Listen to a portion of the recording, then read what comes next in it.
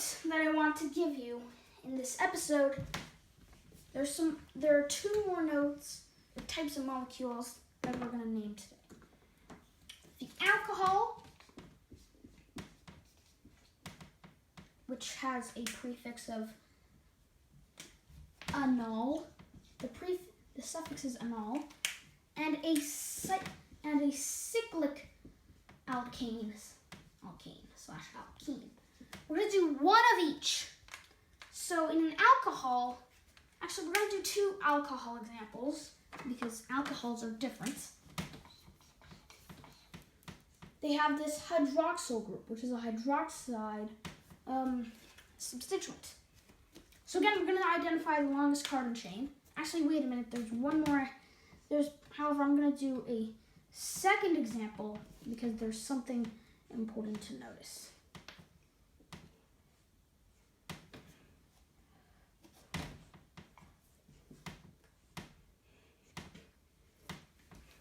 By the way, alcohols are fully saturated, so there's no need since they have that anol, then there's no possibility for a single bond. So we only need to specify the location of, okay.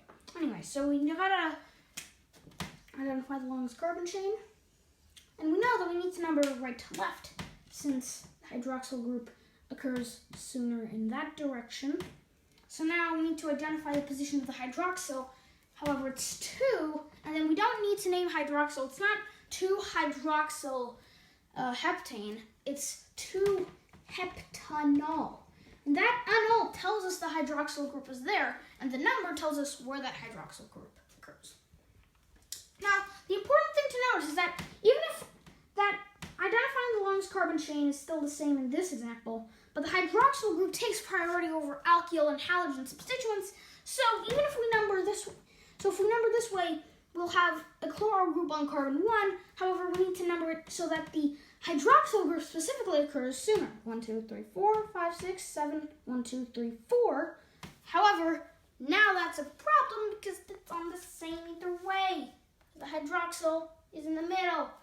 In that case, we can number from right to left, but the thing is that in other cases where you have like a hydroxyl group that is not evenly in the middle, yet we can number them, yet we have like the chloro group here instead, we still need to number from left to right, so because the hydroxyl group occurs sooner.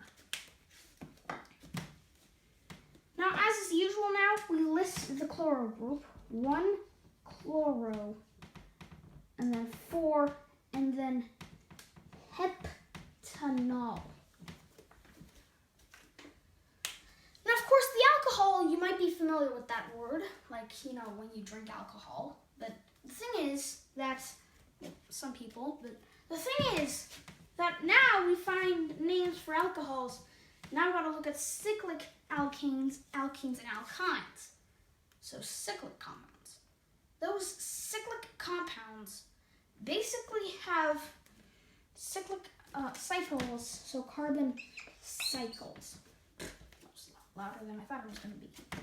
By the way, there's such thing as a benzene ring, which is drawn like this. A benzene ring is actually quite special, so we usually give it its own symbol. Now, of course, that benzene Now, we're not going to look at a cyclic benzene. So, there are no double bonds here. We have 1, 2, 3, 4, 5, 6, 7. So we're going to number from this direction. However, we can choose either direction that we want. So now that we do that, number.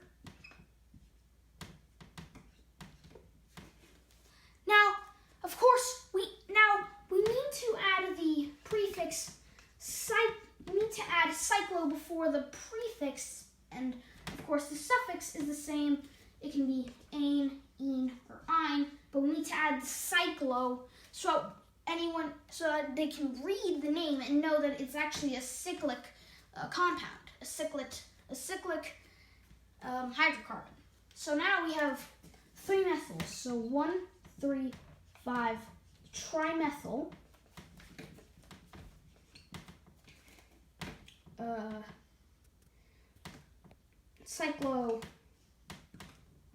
methylcyclohexane.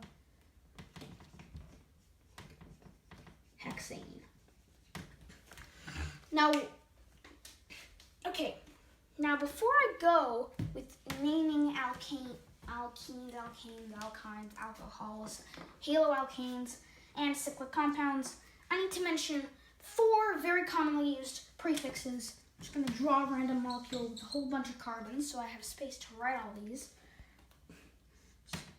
So this one is called the isopropyl.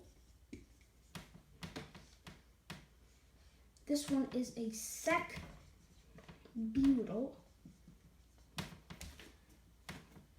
This one is a tert-butyl.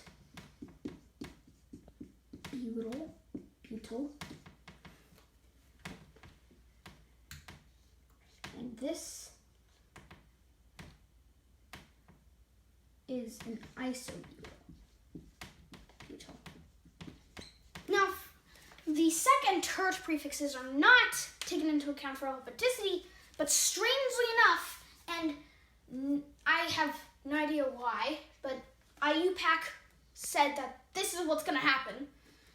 The I in isopropyl is taken into account. So if we're naming things like this, iota will come before isopropyl, but isopropyl will come before something like methyl. Although the propyl would make it after methyl. So it's I for isopropyl, not P for propyl. You got to take that into account. Same for isobutyl. Even if the butyl would be in front of, even if the, say, if we named it a butyl and took B for butyl, it would be in front of a chloral. But the I tells you that it would actually be behind an iota. So take that into account, that the I in isobutyl is, the I in iso is taken into account for alphabeticity, but no other prefix is.